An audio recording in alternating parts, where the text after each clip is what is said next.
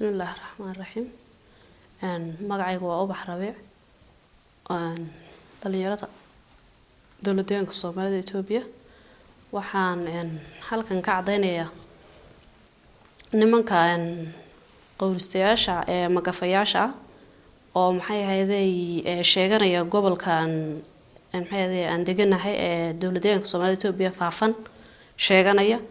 waxaan leeyahay gobolka faafan ama dawladda Soomaalida gobolka faafan kama tirsanidin baan leeyahay anaga u dhalanay anaga joogna horumarkiisana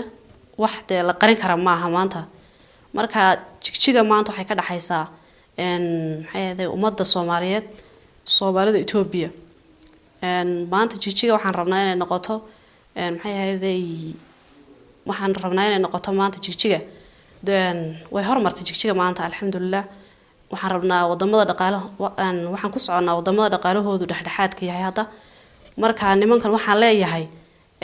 Khadar Jikre iyo Bashiir Garaad ka sheekeeyay laga hidiye salaxaad baan leeyahay gobolka Nogbeed tan umeedaan badhalan baan leeyahay tan anaga u dhalanay anaga taagan horumarkeedana anaga ka sheekeyn kara waan leeyahay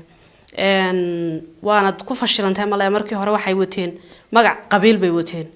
marka magacii qabiilku markuu ka fashilmay ay ku fashilmeen baa waxay bilaabeen inay maanta maxay ahaydey in calshaac oo de ubay ah oo bada haraagi ubada ah ubadi fashilantay ahayd inay maanta soo dhaweeyaan marka waxaan leeyahay raggan waa u baan leeyahay waa u booyaan raggan marka dawladda deegaanka Soomaaliya Itoobiya maanta wuxuu taagan yahay horumar wuxuu helay maanta nabadgelyo wax laga sheekeyn karo nin walba uu og yahay oo maanta horumarka deegaanka taagan nin walba uu og yahay anaga ka sheekeyn kara anaga u dhalanay marka waxaan leeyahay waxba kama sheegi kartaan laga hidiye salaxaad wax ka sheegan leeyahay gobolka Nogbeed gobolka faafan idinku umeeda dhalanta labaad faafan ma aha magac qabiil leeyahay waxa weeyaan caasimadii deegaanka Soomaalida Itoobiya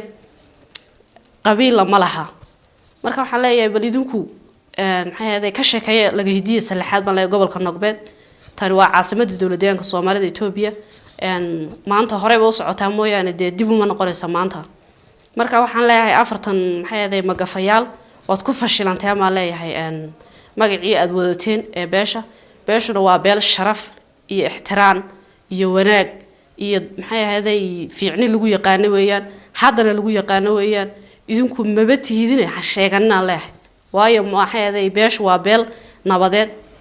dawladeeda ay taageersantahay anagu dawladeeda waan taageersanahay 100% waayo waxaan ahay muwaadiniin u dhalatay deegaanka Soomaalida Itoobiya